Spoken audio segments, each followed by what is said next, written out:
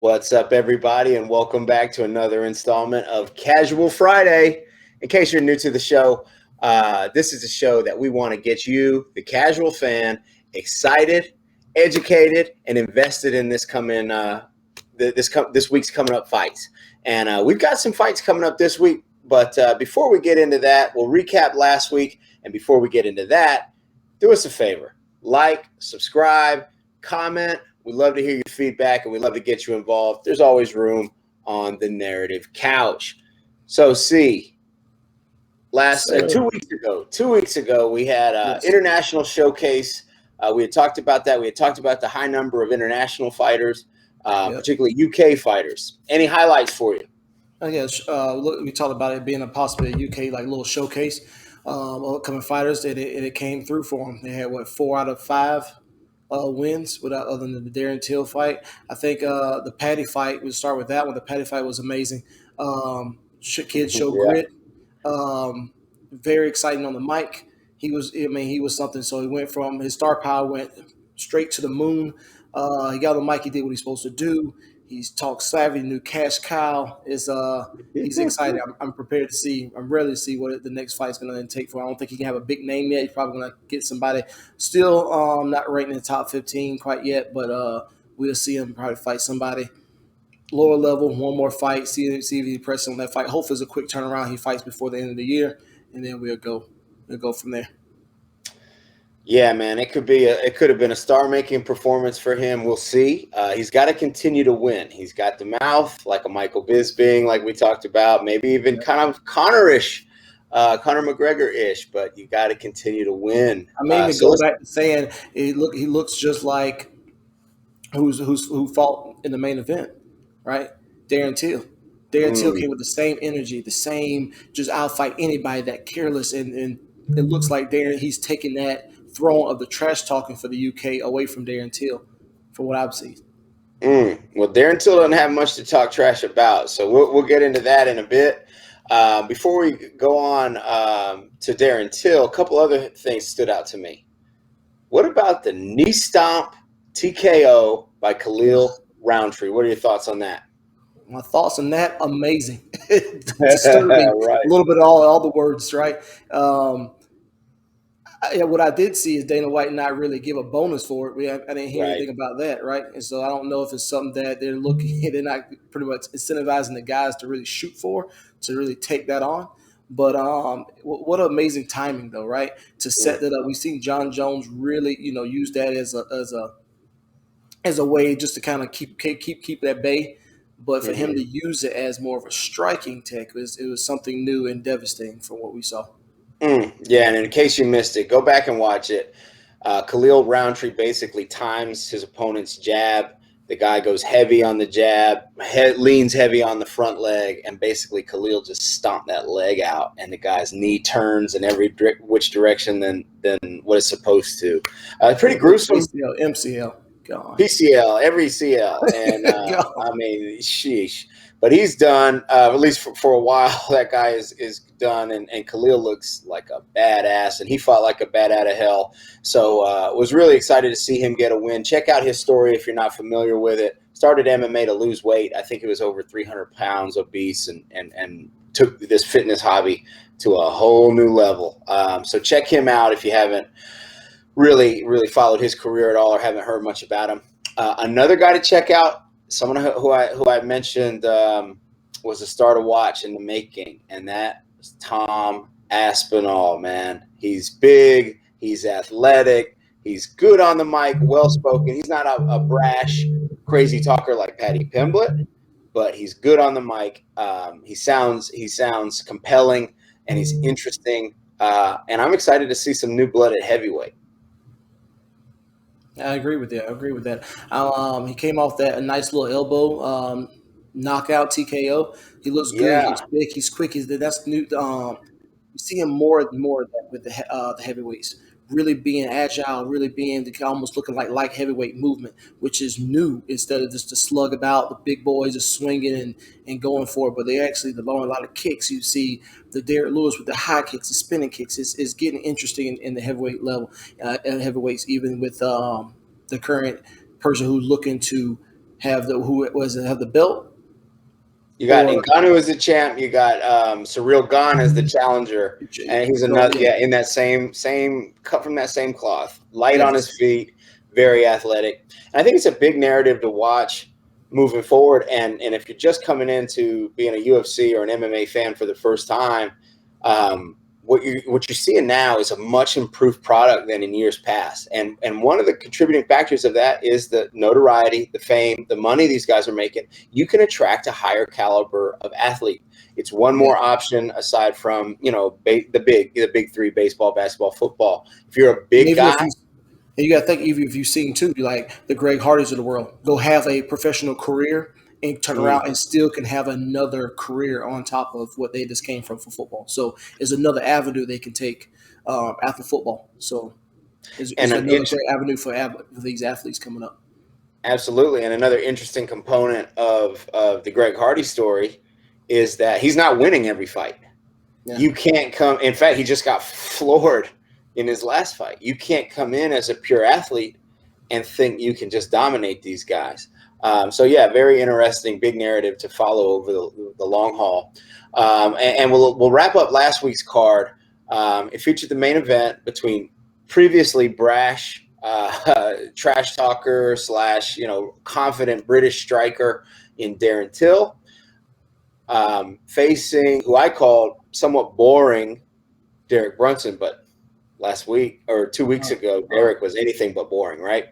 Bring that old cliche, put some respect on his name. I hate to say Yeah, it, but just throw it out there, right? So, but yeah, I mean, he came and he did what he's supposed to do, right? We thought he was going to do the wrestling, and he did. He came, he wrestled, he put the pressure on, he got Till down. Till hurt him though. He hurt him really bad. really But I feel bad. like Yep. I feel like Till didn't set it up. He rushed it a little bit, which caused him to get taken back down. And after that, I think Till that was it. I don't know if he wanted to last longer or what happened, but after that, the rear naked choke, and that was it for Till tonight. So we'll see what happens with Till going forward. Brunson got on the mic, did what he was supposed to do. He looked good. So I mean, get to the point where you almost have to give him another shot. It's been a while. You might. I mean, I think one of the bigger winners on the night is Jared Cannonier, right? Because he hasn't fought Israel Adesanya before. We met him a couple weeks ago. He had a good win over Kelvin Gastelum, who fought Izzy very, very close. Yeah. They're looking, like I say, they're always looking for new contenders, fresh blood. So I think that, like you said, Derek did what he was supposed to do. Once he got an emphatic finish on Darren Till, he got up, looked straight in the camera, and challenged Israel Adesanya. And he was more compelling on the mic than usual. It was probably his best post-fight interview. So I think he, like you say, I think that's what may give him the edge, right? You look at those two fights. He had a good fight, but Brunson got on the mic and maybe stole away from Cannonier a little bit. Maybe stole a little bit of that, that little hype. People around seeing it, like, oh, I wouldn't mind seeing that fight again, right? He's changed, he's evolved a little bit. He's on a win streak. Maybe he has something for his, So you I might don't hear know. something. Yeah. You might hear something on social media about blonde Brunson. Ever since Derek Brunson dyed his hair blonde, he's been undefeated. So Yeah. maybe that maybe there's something to it. Super Saiyan Brunson. That's That's it. He went Super right. Saiyan on him, man. Goku level, whatever. But another little interesting narrative, sub narrative in there is that when Derek did get on the mic, they asked him, "Hey, would you be willing to wait for the winner of Robert Whitaker versus Israel Adesanya?" Assuming that that Israel's going to win, because if Robert wins, they'll probably rematch and have that third fight. But if Israel wins, okay, we need a new contender. And he said, "Man, I can wait. I'm not broke." If you tuned in a few weeks ago to watch Jared Nice little Cannonier, dig. yeah, he dug right into Jared because a couple weeks prior, Jared said, "Hey, man, I don't know if I can afford to wait. I'm broke." So, man, interesting. But the show moves on. Derek did his thing, but the show moves on. We had a bye week last week, essentially, and now we're back for another card. I'll say it's not that I'm not excited about this card. I am Just excited go ahead about and say it, Mike Check. This is a prelim of a prelim. Oh, Not very much excitement on this card. yeah. In terms of name recognition, I think you're right. It is kind of like a prelim to the super card that's coming up next week. and then an incredible card on November 6th. So we're really being treated as MMA fans here. But I will also say this on the fight cards, like the one coming up tomorrow night. There's not a ton of big names, and so everyone's dying to make an impression. So you have a lot of future stars, future contenders that could be in the making here. So we'll go over the highlights of the card. A couple of points I'll point out. One, Jim Miller, who is a legend, OG of the game, has got an incredible backstory where he's like fighting through Lyme disease and still being a fighter. He's a fighter that everyone recognizes, or longtime fans will recognize. He's been taken off the card, tested positive with COVID-19. So yeah, man, the thing is very real. So make sure you're getting yourself treated and being very careful around that. But that's it. And so now the card is missing, in my opinion, probably one of the more exciting elements of it. There are a lot of things to look forward to on this card for star makers. Couple interesting ones. If you saw a few weeks back, or maybe a few months back, an insane highlight of a spinning wheel kick after a guy caught the leg, that was executed by one Joaquin Buckley. He's on the card. Interestingly enough, his next fight, he got brutally KO'd himself by Alessio Di Chirico. So what goes around comes around on this stuff. The guy on the other end of that highlight reel is also on the card. That's Impa Kasanganay.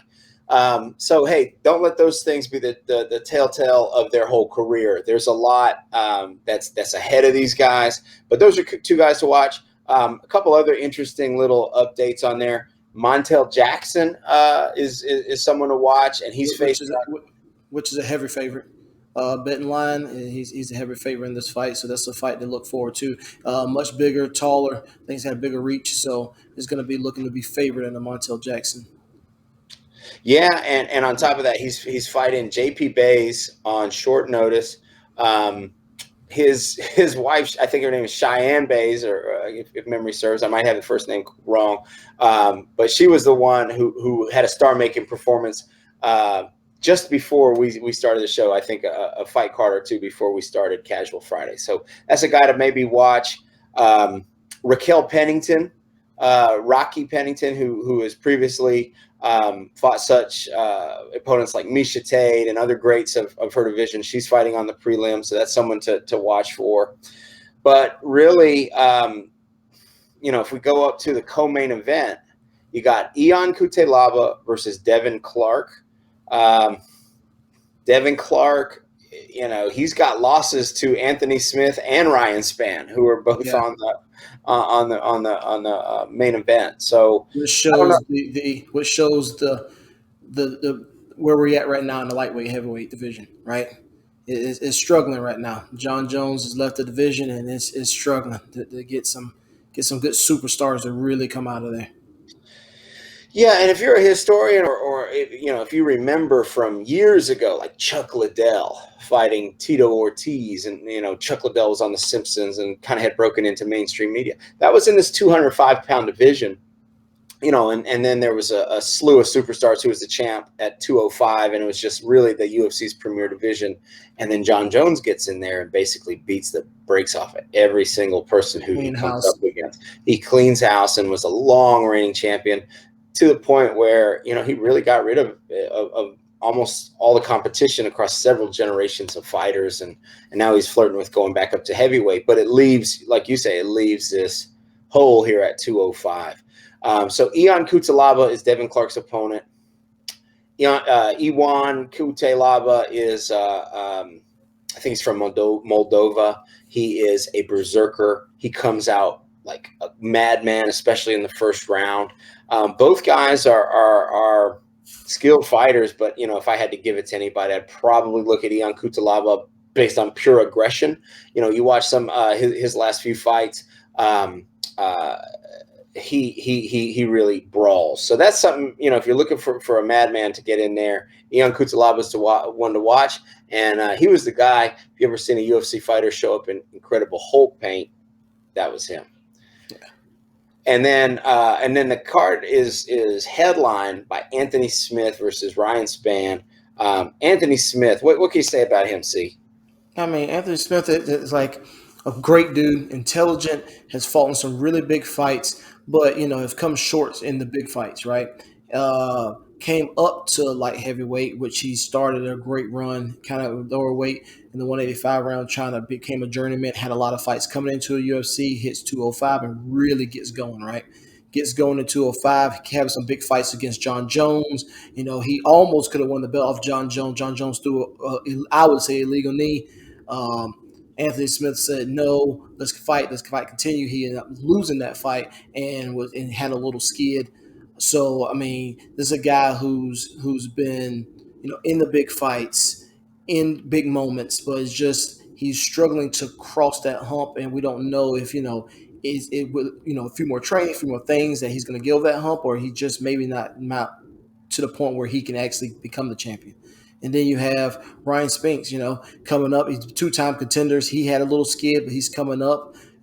Has grown on the mic, has grown fighting. He's become a serious contender, which I think Anthony Smith is a heavy favorite.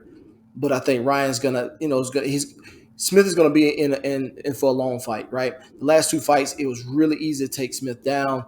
Ryan Spinks is a grappler. He looks like a pedal puncher, but he's a grappler. He can take you down. And I think that's going to be the game plan. Get up on Smith, smother him, and take him down and see what happens with it. What's your spin on it, Mike Check? Well, the word that popped up that you said, he has grown. He has grown. This man is 6'5". He's huge. He looks 79-inch reach, something along that line. Yeah, might be, man. And he's definitely huge. Yes. And I think you had noted that Anthony Smith made a lot of his career, not the best of his career, but a lot of his career at 185 pounds. So it's another case of someone who has changed weight classes either up or down, trying to find that right fit. And Anthony has had a lot of success as 205, as you noted. But yeah, he is the favorite, or he is the favorite in this fight, and maybe rightfully so. He's got the experience on his hands.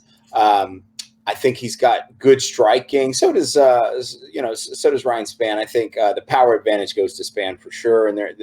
But in terms of the grappling, yeah, Spann's got some good submission KO, especially by guillotine, and I think he's gonna have a big size advantage.